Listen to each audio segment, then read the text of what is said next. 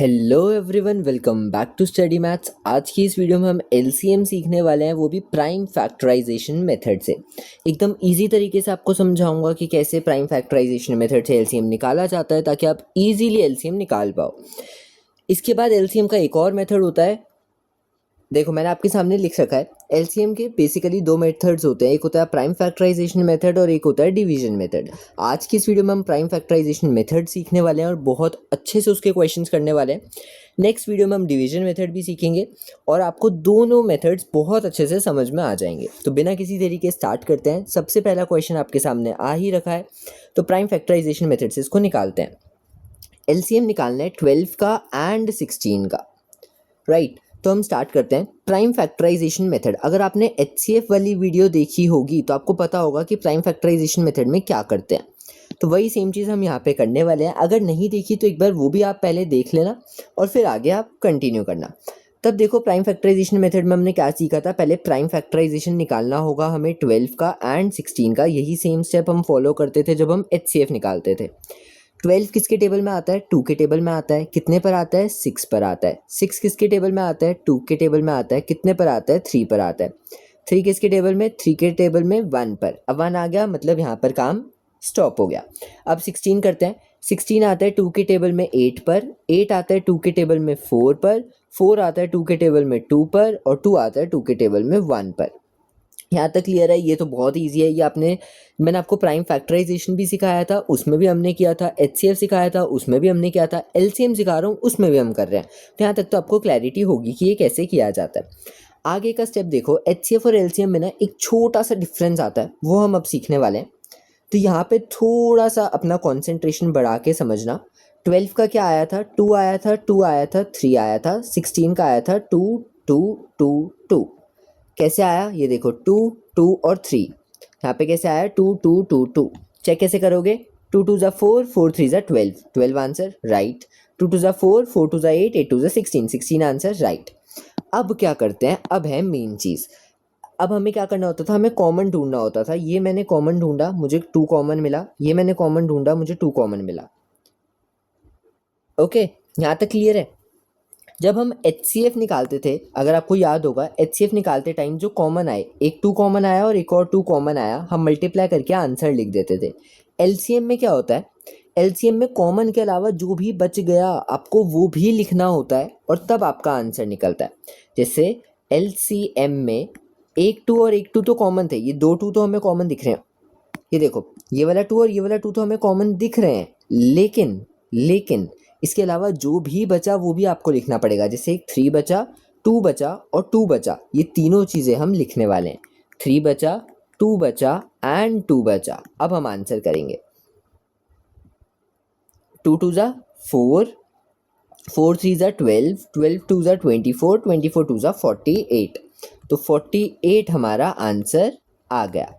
Clear है यहाँ तक। एलसीएम का ये वाला समझ में आ गया। अभी मैंने छोटे एग्जाम्पल के साथ स्टार्ट करा, आगे मैं और भी आपको अच्छे अच्छे क्वेश्चंस दिखाऊंगा जिसमें मैं और अच्छे से आपको समझाऊंगा। तो आपको कुछ कुछ आइडिया लग गया होगा कि एचसीएफ में और एलसीएम में क्या डिफरेंस आता है और क्या होता है। नेक्स्ट क्वेश्चन पे चलते हैं। नेक्स्ट क्वेश्चन है 18 एंड 24 का। तो एक बार मैं चाहूँगा कि आप वीडियो पॉज करो यहीं पर और मुझसे पहले इस क्वेश्चन को सॉल्व करने का ट्राई करो, ठीक है। तब तक मैं भी करता रहता हूँ। 18 किया, 24 किया।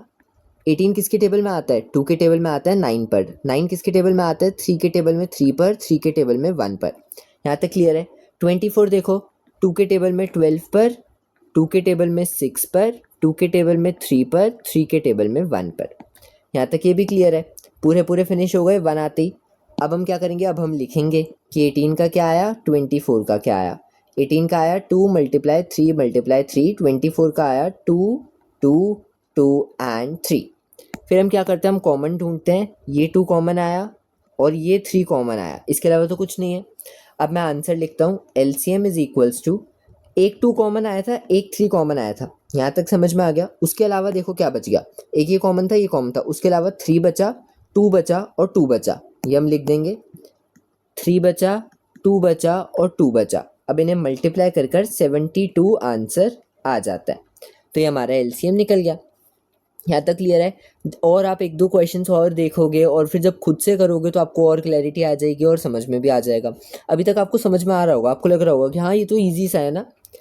तो नेक्स्ट क्वेश्चन देखते हैं। अभी तक हमने दो दो नंबर्स का देखा था कि दो दो नंबर से, एक बार 12 और 16 था, एक बार 18 और 24 था। अब तीन नंबर्स का देखेंगे कि अगर तीन नंबर्स आ जाते हैं तब क्या करते हैं। इसमें थोड़ा सा चेंज होने वाला है, तो देखना अभी कैसे करेंगे। सबसे पहले तो हम अपना वही प्राइम फैक्टराइजेशन निकालते हैं, 20 का, 28 का एंड 40 का। 20 आता है 2 के टेबल में 10 पर, फिर 2 के टेबल में 5 पर और 5 के टेबल में 1 पर। यहाँ तक तो क्लियर है। 28 आता है 2 के टेबल में 14, 2 के टेबल में 7 और 7 के टेबल में 1 पर, ये भी क्लियर था। 40 आता है 2 के टेबल में 20, 2 के टेबल में 10, 2 के टेबल में 5, 5 के टेबल में 1, ये सब क्लियर है। प्राइम फैक्टराइजेशन तो अच्छे से आता है। अब हम लिखेंगे नेक्स्ट स्टेप कि 20 का क्या आया, 28 का क्या आया, 40 का क्या आया। 20 का आया था 2 2 5, इसका आया था 2 2 7, इसका आया था 2 2 2 एंड 5। नेक्स्ट स्टेप क्या होता है, कॉमन ढूंढना है। ये कॉमन दिख गया, ये कॉमन दिख गया। अब इसके बाद जब तीन नंबर्स आ जाते हैं ना, आपके पास तीन तीन नंबर है 20, 28 एंड 40, इसमें एक चीज़ और ध्यान में रखने वाली है, वो आप अच्छे से सुनना, ठीक है, इंपॉर्टेंट है। पहले मैंने कॉमन ढूंढे जो तीनों में कॉमन थे, जो तीनों में कॉमन थे, ठीक है, पहले वो ढूंढ लिए, जैसे ये और ये। अब हम ढूंढेंगे जो दोनों में कॉमन है, जो किसी दो चीज़ों में कॉमन है। फिर हम देखेंगे जो सिंगल अकेला आ रहा है। ये सीक्वेंस याद रखना, पहले आपको तीनों का कॉमन ढूंढना है, फिर आपको दो का कॉमन ढूंढना है, फिर जो अकेला बच गया वो देखना है। पहले मैंने तीनों का कॉमन ढूंढ लिया, ये 2 और ये 2। उसके बाद देखो दो में कॉमन दिख रहा है कुछ, जल्दी देखो और बताओ। तो हाँ, 5 दिख रहा है दो में कॉमन, ठीक है, तो इसको हम सर्कल करेंगे। और फिर 7 और 2 अकेले अकेले हैं वो। यहाँ तक समझ आ गया होगा। मैंने बहुत ट्राई किया कि एकदम सिंपल तरीके से आपको समझा सकूँ। तो ये देखो, मुझे ये दो में कॉमन दिख गया 5, तो ये भी लिख देंगे। क्या बताया था, सबसे पहले देखना है जो तीनों में कॉमन होना चाहिए, फिर देखना है जो दोनों में कॉमन होना चाहिए, किसी भी दो में हो सकता है, फिर देखना है जो सिंगल अकेला आ रहा हो, ठीक है। यहाँ तक क्लियर है। पहले देखो 2 था तीनों में कॉमन, 2 था तीनों में कॉमन, 5 था जो सिर्फ दो में आ रहा है, उसके बाद 7 और 2 अकेला बच गया। यहाँ तक ठीक है। अब आंसर कैसे लिखेंगे वो देखते हैं। LCM इज इक्वल्स टू 2 तीनों में कॉमन था, एक और 2 तीनों में कॉमन था और 5 दोनों में कॉमन था। कॉमन वाले हमने एक एक बार लिख दिए, इसके अलावा 7 बचा और 2 बचा, तो वो भी लिख देते हैं। 7 और 2 मल्टीप्लाई करेंगे तो हमारे पास आंसर 280 आ जाएगा।